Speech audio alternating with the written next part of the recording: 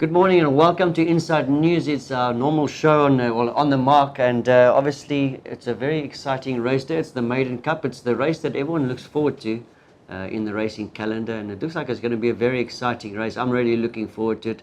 Obviously the Maiden Cup is big for everyone. Before I go, I just wanted to mention one thing. I was at the races on Saturday. I met an English family, and they were telling us how many people follow us back home, not back home, back in England, and I'm just giving a shout out to all our fans in England and wherever you are across the world. Thank you very much for your support, and thank you to Shahil as well, because they said they're really keen to get our show, to watch our show on the eve before races, and they're very sort of appreciative of the work that myself and Shahil did. So hello to you, and hopefully we can help you this week, because last week was an absolutely diabolical meeting. Especially, look at that place accumulator, pays 53,000 rupees. It was very tough. Hopefully we can find a couple of winners, because we haven't been too bad before then, but last week was quite a tough meeting to find winners. Let's start off with race 1 on Maiden Cup Day. It's a 0:20 14:50. Me, I personally like the look of number 1, New Golden Age. The reason why I like this horse, I just think he's running a lot tougher than what he's taking on tomorrow, and you just have to look at that one run on the 31st of March when he ran less than a length behind Zodiac Jack, and you just have to think on that form he's got the beating of this field. And I think New Golden Age, with that draw 4, he definitely must have a big chance in a 0:20. He's obviously a lot better than 0:20, and I like the chances of New Golden Age. I'm going to ask Shahil what he thinks of race 1, and then we'll talk about 1 or 2 other horses. What do you think, Shahil? What are your fancy in race 1? I do like Anton Ruskin. I think he's the most consistent horse in this race. He always finishes very close. It was only half a length behind Charles Boy last time. Probably the distance was a bit too short for him. He gets the services of Tristan Godden for the first time. Hopefully this will help him. I believe he's the right horse in the race. Okay. And what do you think of my third choice, Vintage Angel? I suppose he had pretty decent form, and then last time he fluffed his lines a bit, and I couldn't really find an excuse. I went and watched the race, and I thought he had every chance. Obviously, he's a versatile horse. He's run a good race from off the pace, and he's run a good race from sort of going up to the front. But I think with Brandon Louis claiming 3 kilos, he must have a chance as well, Vintage Angel. But I don't think there are some tougher races on the card. I think if you go with number 1, New Golden Age, and Anton Ruskin, even Vintage Angel, that will get you through your pick 8. So I think that's the trifecta I'm going to go. I'm going to go 1, 3, and 8. Show, what's your trifecta? I'm going to throw in 2 more horses. Probably Right to Tango. Last time he was at the completely back end rear of the field, and he did finish on strongly to finish 4th behind AP Strike. I see he's trading at around 2,000 rupees for tomorrow, so it could be probably a bit of a value bet. And also number 6, Bridegroom Buddy. Probably he could lead in this kind of field with draw 6. So just keep an eye on these 2 horses. So I'm going with Anton Ruskin, Right to Tango, and New Golden Age. Okay. All right, thanks very much there, Shane. Right, race 2, 1650, benchmark 41. And I wouldn't say possibly, I think he is the banker of the day, number 2, Kings County. I remember this horse's first start. I thought he was very unlucky. I thought he should have come through and won that race. And I remember speaking to Robbie after that race, and he agreed with me. He thought that he was going to come through and win it, and was a cracking run last time in that final leg of the Steel Championship. He was drawn 9. I think Robbie had no sort of alternative but to take him to the front. And he was a winner everywhere except on the line. And that good horse beat him, Perplexing. And you just have to think in this benchmark 41, he's going to be too strong.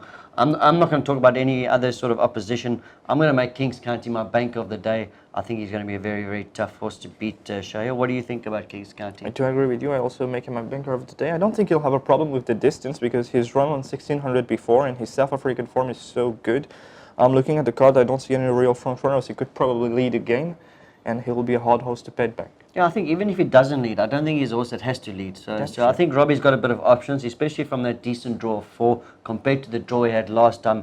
And like Shahil says, his one win in South Africa was over 1600. And then he ran a very good race in a feature race after that, when he finished 4 lengths behind Ali Sheba. Ali Sheba, yeah. And the next one against Surcharge. Exactly, Surcharge as well. So he's got, I mean, that sort of form and what he's done in Mauritius, I reckon he's got to be a banker on the day.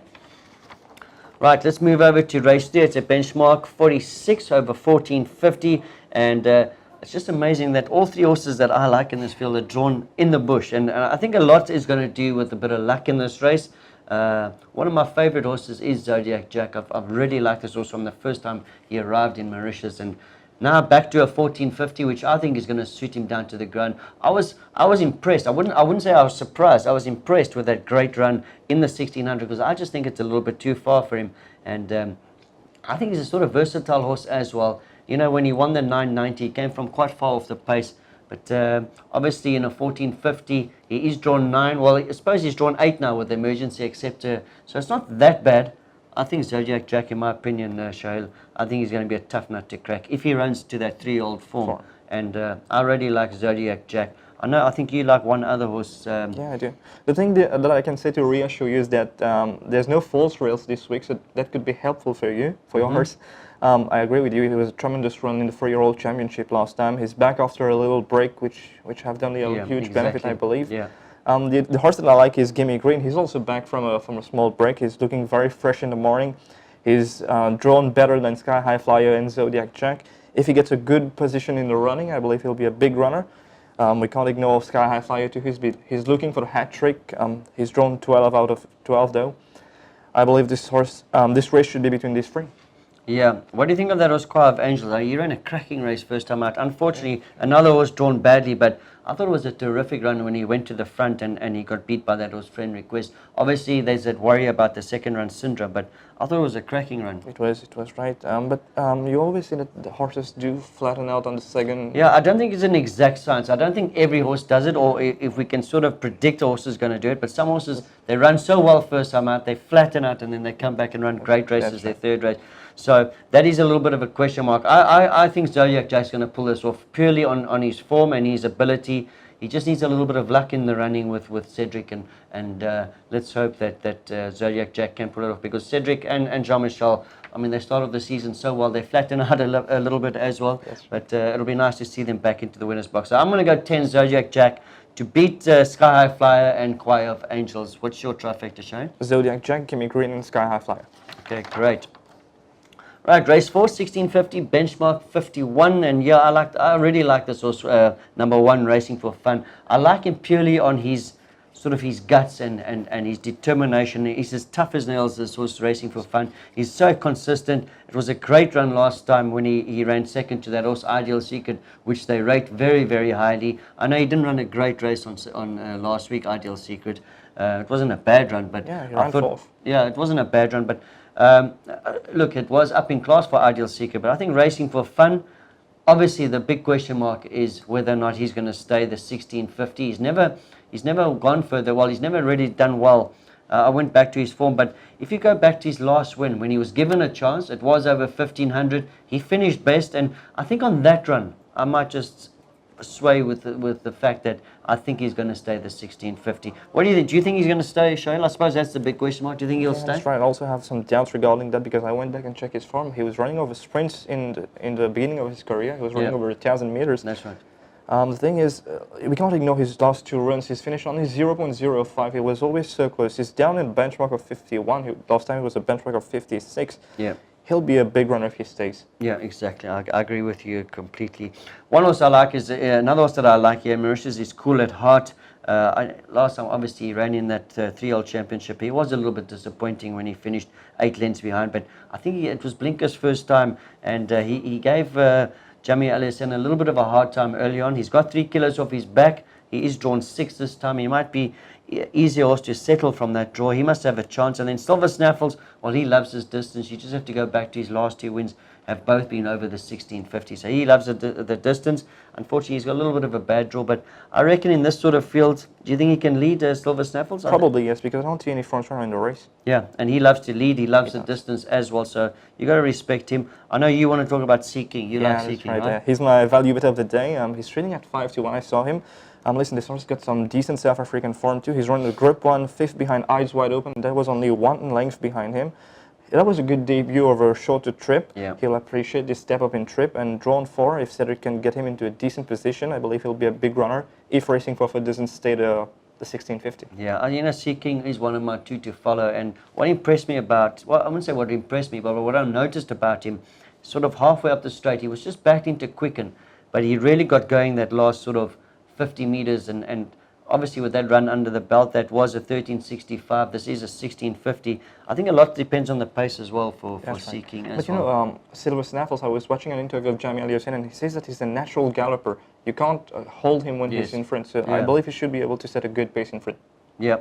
Well, he runs his best races from the front, so let's see what right. happens there. But it's a tough race. I'm going to go with number 1, Racing for Fun. I think he's going to stay. Well, I'm hoping he will, and if he does, I think he's got the horse to beat. Cool at Heart and Silver Snaffles. What's your trifecta, I'm Sharon? going with Sea King, Racing for Fun, and for Rap Attack. He's always in the placing, so for a Rap Attack. Okay, great. Let's move over to race 5. It's a 2,200 benchmark 61, and I really like the look of number 2, ML Jet. Yeah, he was. Well, I wouldn't say he was supposed to run the maiden. Obviously, Alan Pedro's got that other horse that they're going to run. But this horse, he was the run-up of the maiden last year. If you look how his sort of form has improved this year, as he stepped up in distance, the 1850, and then last time over the 2,100, he's not taking on the sort of, I think when I say he's not taking on the best, he's taking on some decent horses, but I just feel that he's run against a lot stronger ML Jet, and I think the distance is going to suit him. He's got. Well, I suppose the draw doesn't really matter to ML Jet. He comes from off the pace, but last year's runner-up, he's a horse that stays, and he's got ability. I think I'm going to make him my horse to beat. What do you think about ML Jet? And then I'm going to ask you as well, Moonrise Sensation. That's right. ML Jet, he was a bit keen last time against Disco, but he still managed to run on well to grab 4th. Like I said, he was second in the maiden last year. We can't ignore that. He'll do very well over this kind of distance. He should be able to run in the top 3. Moonrise Sensation will be my first choice. He won in the good style last time. He shows that he hasn't got any problem with the distance, which is very surprising because he's by VAR, and VAR normally produces some good sprinters. Yeah. I'm going with him because of the weight. He'll be carrying no weight whatsoever compared to ML Jet.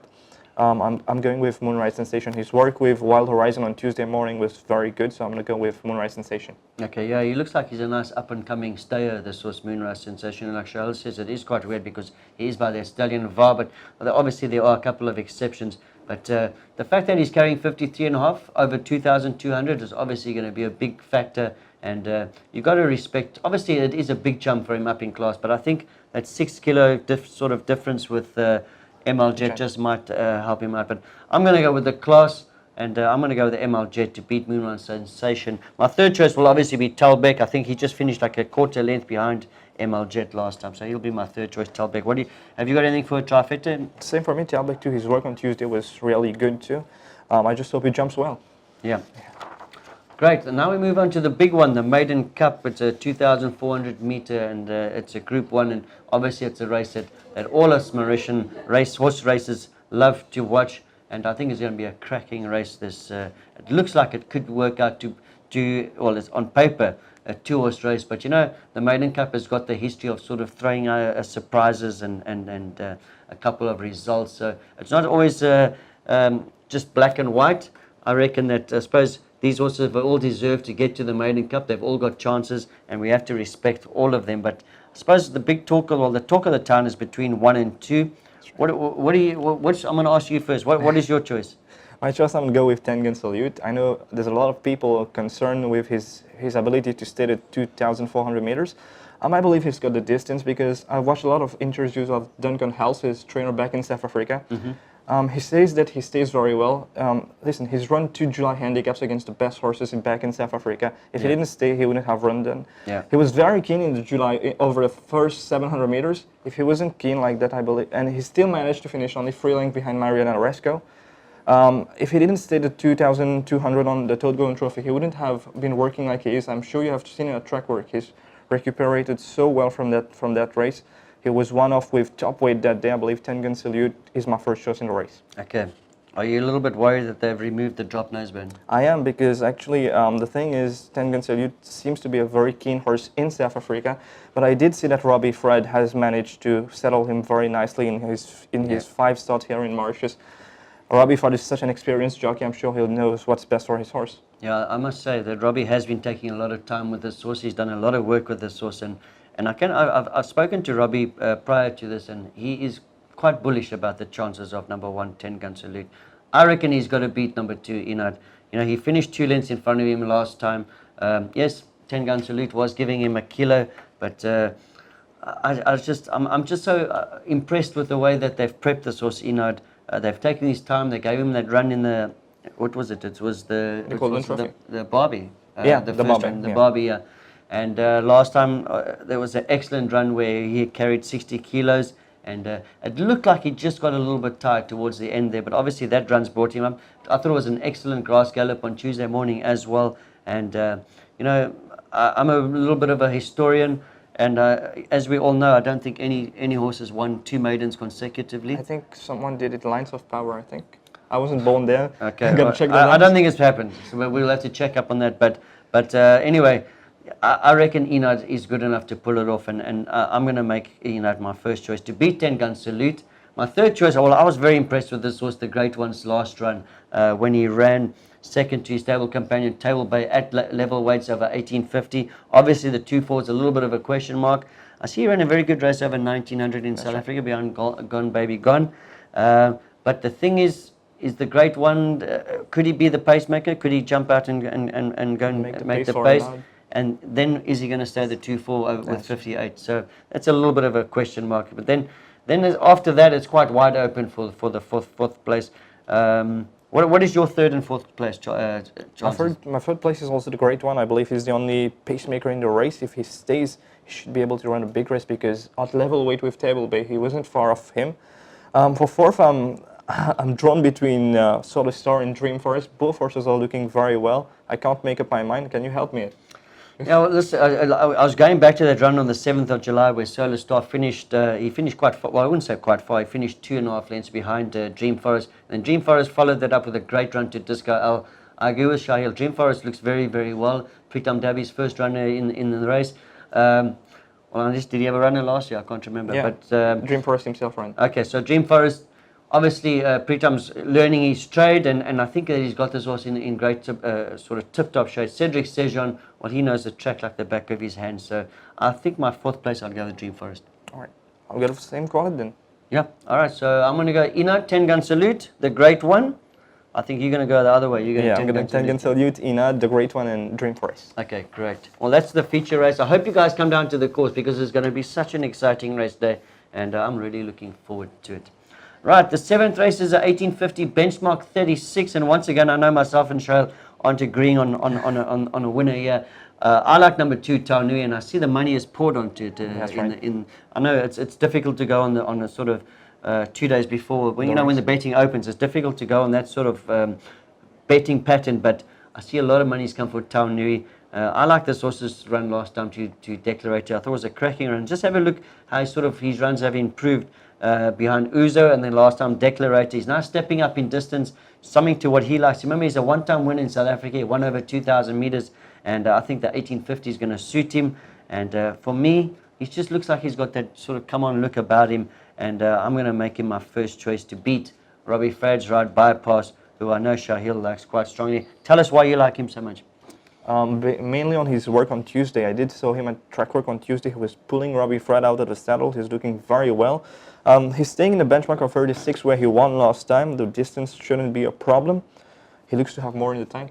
Yeah, I thought Robbie gave him an excellent ride last time, Bypass. Apparently he's not an easy horse to ride. He tugs along, and Robbie was telling me that he's not an easy horse to ride this, but he reckons he's worked him out. So good luck to Robbie on that. And then third choice, I suppose you've got to go with the ultra-consistent Julia Dar. He finally got it together the last time. A well-deserved win for Julia Dar. And he never knows how to run a bad race. Have a look at this horse. You'd love to own a horse like this. His last 10 runs, never been out the first 3, except once. He ran fourth. So he still picked up a place check. So he's like an ATM. Whenever he goes to the course, he get a bit of cash out of Julia Dar. So, and well-deserved. He always runs his heart out. So I suppose I'm going to go with him for third. So I'm going Taunui to beat Bypass. Julia Dar, my third choice. Same traffic down in the right order. Bypass, Taunui, and Julia Dar. Okay, great.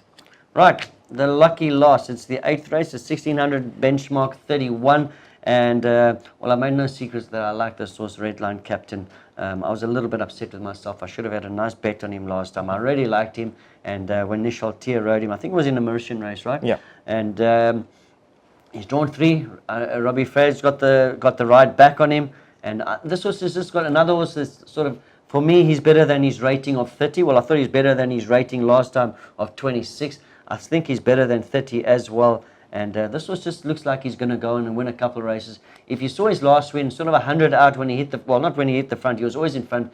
But when he was in front, he had his ears pricked. He's still a big baby, this horse. And I think there's still a lot of improvement to come. And I think even though he went and won by a length beating Dark Liability, I believe that he probably, that win probably was a little bit easier than what it looked. He was sort of gearing down. He didn't know where he was, and he won a nice race. So I'm going to go Redline Captain. I like Karari Secret as well. I thought I was pretty happy with his first run. And then last time, unfortunately, he injured JP van der Merwe. He got scratched. But he's done a barrier trial since then, and it was quite a nice barrier trial. I like the look of Karari Secret. And then obviously Blunderbuss. Well, I really hope that Raj Ramdin and Keenan Stone can get back into the winner's box. We were saying that Raj always has a win on Maiden Cup Day, and I think he's only got the 2 runners, right? Yeah, Port Albert and Blunderbuss. So if history repeats itself, I suppose Blunderbuss is Raj's best chance, and I'd like to see him win. I thought his last 2 runs have been pretty good. Even Giles Tiger came out and ran second to Julia Dahl. Was it Julia Dahl, Giles Tiger? Oh. No, it wasn't Julia Dahl. Well, anyway, I think Giles Tiger came out and ran second his next start. Right, yeah. So the form line is pretty decent. Shail, sorry, I spoke so much about this race. I haven't given you. What do you like? Are you sort of I'm all in on parallel Redline with him? Captain. Yeah, Okay. we do find an agreement on Redline Captain. Like you said, he's a big baby still, but he's shown some nice improvement at track work. He's got more to come, I believe, and he's the right horse in the race. Yeah, I think Redline Captain looks like he's a captain owl, and as we know, these captain owls just sort of improve and get better and better with age and time. Yeah, and I suppose a little bit of experience as well. That's He's going to be a lot more alert, this horse, Redline Captain. I think he's going to be quite a tough horse to beat. All right, well, that's a wrap of our maiden. Let me give you my banker. My banker was Kings County. My value bet is the first race, New Golden Age. I think he was about 470, 480. So he's not a great value bet, but I think he's definitely worth a bet at that sort of price. What's your banker and value? I'm also going with Kings County, and for my value bet, I'll go with Seeking. Okay, great. All right, well, that's a wrap. Thank you very much for watching us. And like I said to our overseas watchers as well, I didn't realize we had such a big following overseas. Remember, next week, Wednesday, we've got our show On The Mark, where we're going to review the Maiden Cup. I think it's going to be a very, very exciting race. Thank you very much for joining us. Catch up with you next week. Goodbye.